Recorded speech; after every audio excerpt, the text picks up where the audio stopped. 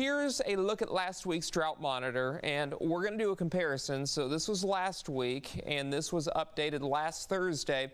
Not a marginal, but a moderate drought in Angelina and eastern Trinity County. That's a level 1 drought. But as we look at this week's update, which was released this morning, you can see Deep East Texas is under a level 1 moderate drought from Lufkin over to Crockett to Trinity County, and then further off to the north we are abnormally dry. So the map is filling in. All of East Texas, with the exception of areas to the east of Longview, are now showing those pre-drought indicators. So we really need to see the rain. We just haven't seen it here over the last 30 days. Over the past 30 days, we are running significant rainfall deficits and have been well below normal, and that's what this orange indicates, and it is going to get worse before it gets better. But we could see a chance of rain for the Rose Parade.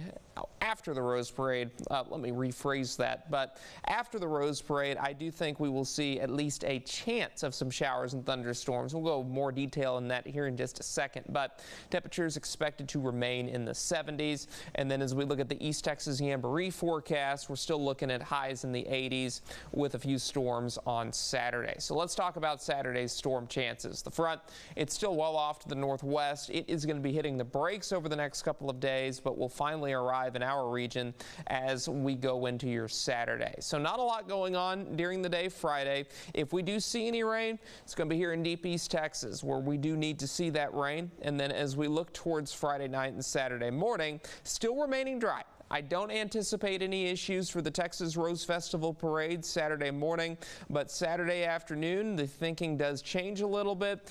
And look at this. This is a promising sign for some showers and storms. You can see just to the north of I-20 at 9 o'clock. That's where we could see the initial batch of rain, and it's going to move into Deep East Texas early Sunday morning, giving us a decent chance of rain from Lufkin, Nacogdoches, pointing off to the south and to the southeast. But as we look at the severe weather outlook, this is a level 2 on a scale of 1 to 5, slight risk. We have those often here, and the primary threats are going to be wind gust and some large hail. Up to a ½ inch over the next 7 days.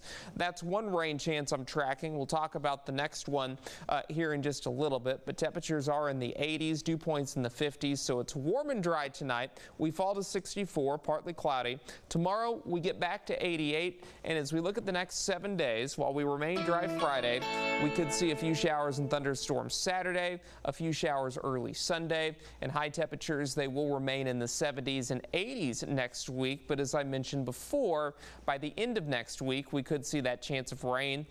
Deep East Texas, same deal, could hit 90 on Saturday, but high temperatures for the most part in the lower 80s for Wednesday and Thursday of next week, with a couple of those isolated shower chances Tuesday and Wednesday. Isaac, Casey.